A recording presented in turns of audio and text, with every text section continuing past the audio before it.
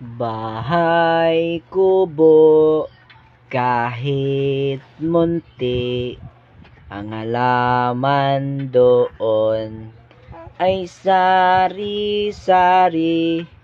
singkamas at talong, sigarilyas at mani, sitaw, bataw, batani, undol, patula, upot, kalabasa, tsaka meron pa labanos, mustasa, sibuyas, kamatis, bawang at luya.